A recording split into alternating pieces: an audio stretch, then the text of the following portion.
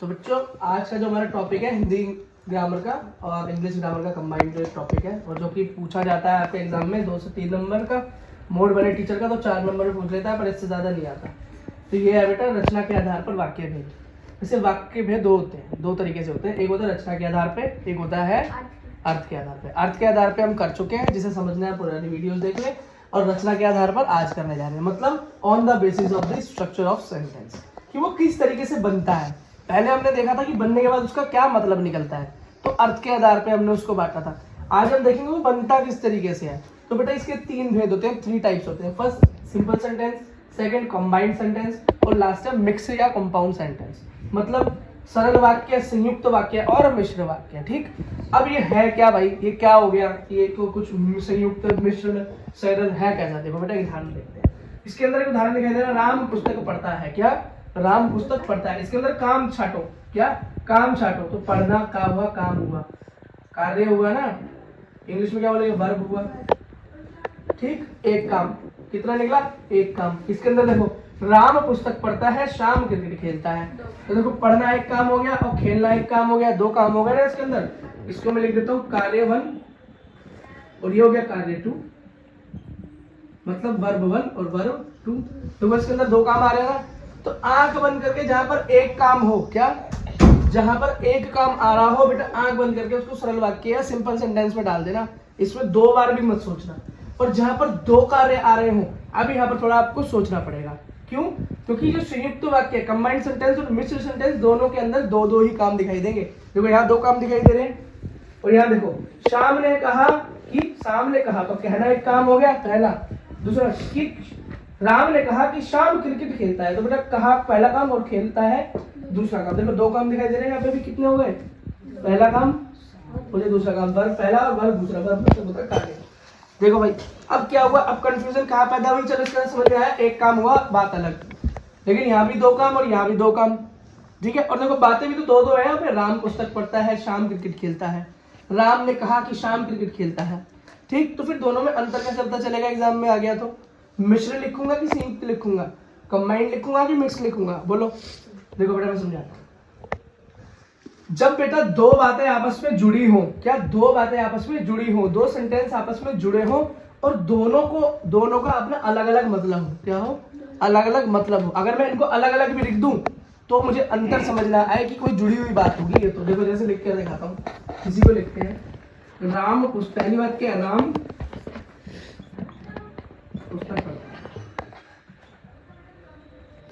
और दूसरी बात क्या है, अगर और को हटा दूं, श्याम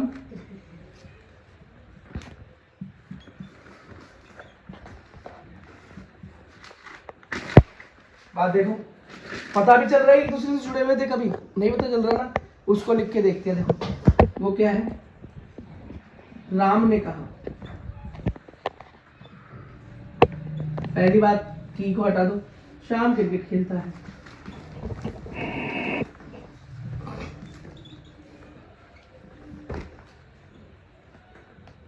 अब बेटा इसके अंदर देखो और इसके अंदर देखो, अपने आप अंतर दिखाई देगा तुम्हें। कैसे, राम पुस्तक पढ़ता है, श्याम क्रिकेट खेलता है। दोनों बातें एक दूसरे के बिना भी पूरी हैं, लेकिन ये बातें पूरी हैं, एक पूरी है और एक अधूरी है।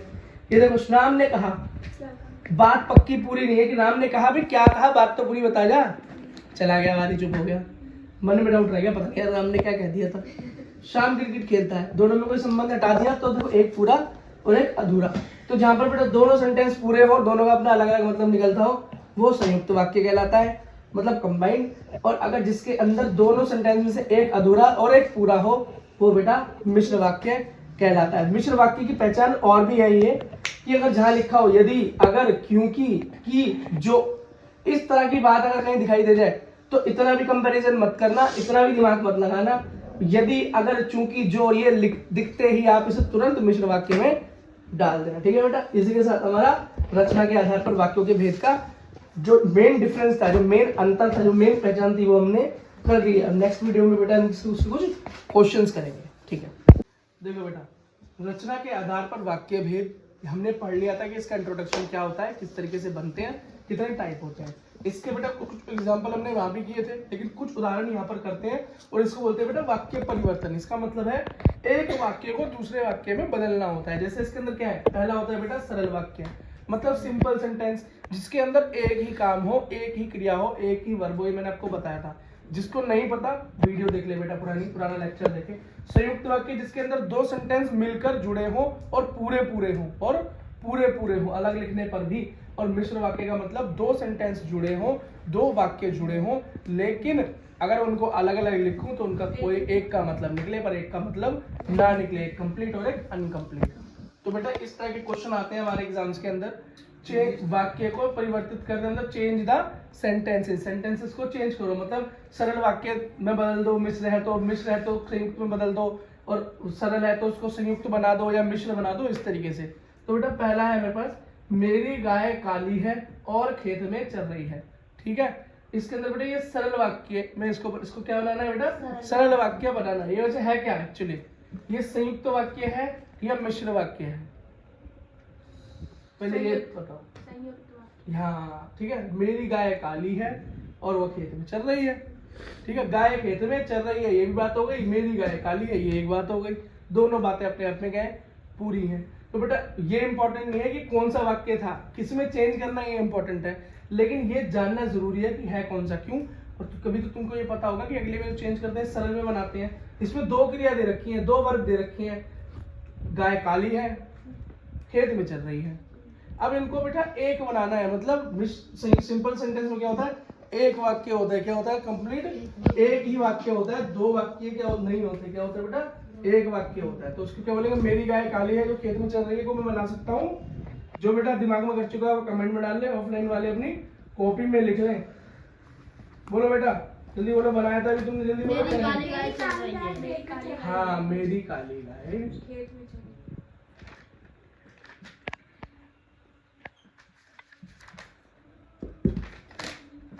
बहुत बढ़िया।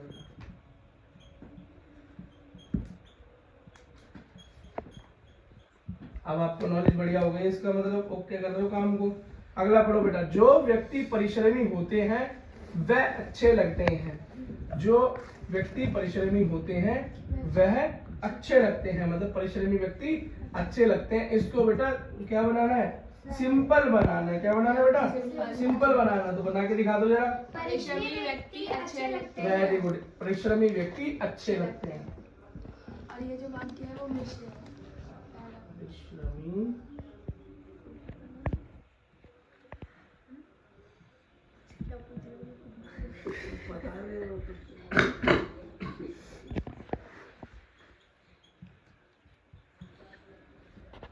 ठीक है बेटा, बहुत बढ़िया। अगला, तोता पिंजरे में है और दाल खाता है, इसे मिश्र में बदलना है। किसमें, मिश्र में बदलना है। मिश्र की मैंने कुछ पहचान बताई थी, क्या, यदि, अगर, क्योंकि, कि, जो, ये सारी चीजें लिखी हो तो मिश्र वाक्य होता है। ठीक है बेटा, और जिसको इसमें भेद नहीं पता फिर से वीडियो देखिए, लेक्चर देखें। ऑफलाइन वाले बच्चे बेटा बताओ, तोता पिंजरे में है और दाल खाता है, मिश्र वाक्य बनाओ। जो दाल खा रहा है। हाँ जो लगा दो, जो तोता पिंजरे में है वो दाल खा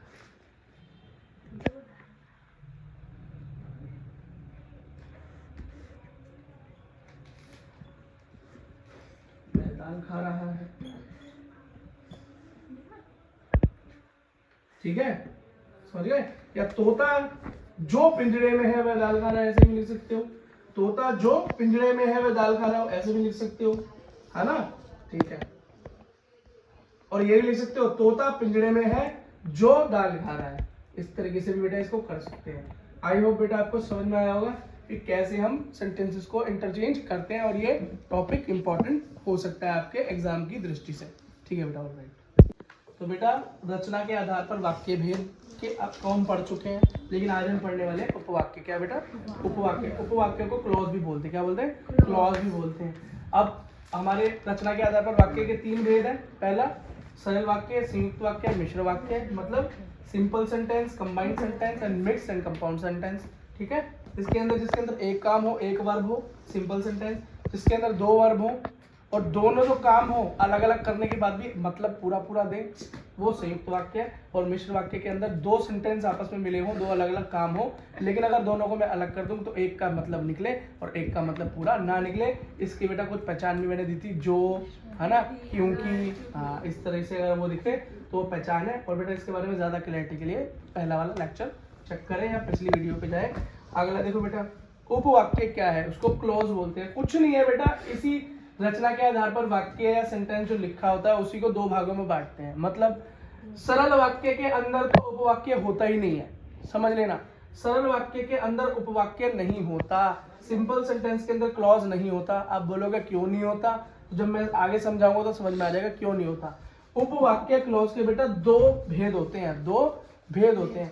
पहला भेद होता है प्रधान उपवाक्य, क्या होता है बेटा, और दूसरा होता है आश्रित उपवाक्य। क्या, आश्रित। एक होता है मेन और एक होता है डिपेंडेंट। एक होता है मेन और एक होता है डिपेंडेंट। ठीक, अच्छा, मेन वाला क्या होता है भाई, प्रधान होता है। जैसे काम लिखा है, राम ने कहा कि कल की छुट्टी है, तो देखो राम ने कहा एक काम हो गया, कल की छुट्टी है एक काम हो गया। तो जो शुरुआत है, जो मेन है, मेन बात है, राम ने कहा ना कि क्या हुआ आगे, तो मेन है जो शुरुआत में जो फर्स्ट है उसको मेन क्लॉज या प्रधान उपवाक्य। और अगला जिसको हम जो नेक्स्ट वाला है सेकंड है उसको डिपेंडेंट या आश्रित उपवाक्य बोलते हैं। क्यों, क्योंकि ये बात पूरी की पूरी कल की छुट्टी है, राम ने कहा है, पर डिपेंड करती है। अगर मैं राम ने कहा है हटा दूं, कल की छुट्टी है, बात तो पूरी हो गई लेकिन बात का मतलब वो नहीं निकला जो मैं बोलना चाहता था। ठीक, तो वैसे कुछ सेकंड वाले को बोलो तो भी इतना समझो, बहुत ज्यादा डीप जाने की जरूरत नहीं है। अच्छा देखो बेटा, सरल वाक्य के अंदर, सिंपल सेंटेंस के अंदर तो एक ही सेंटेंस होता है, एक ही काम होता है, तो ये तो कभी बनेगा ही नहीं।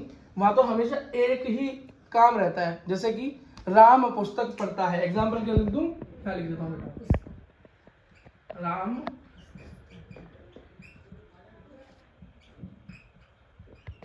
राम पुस्तक पढ़ता है। बेटा ये सिंपल सेंटेंस है, एक ही तो बात लिखी है, इसके अंदर तो दो बातें अलग अलग है नहीं, तो इसमें कहाँ मेन छाटोगे प्रधान और कहाँ पे डिपेंडेंट आश्रित छाटोगे। तो इसीलिए मैंने शुरू में कहा था कि सरल वाक्य का उपवाक्य होता ही नहीं, उपवाक्य तो संयुक्त और मिश्र का ही होता है। आई होप बेटा आप समझ गए होंगे।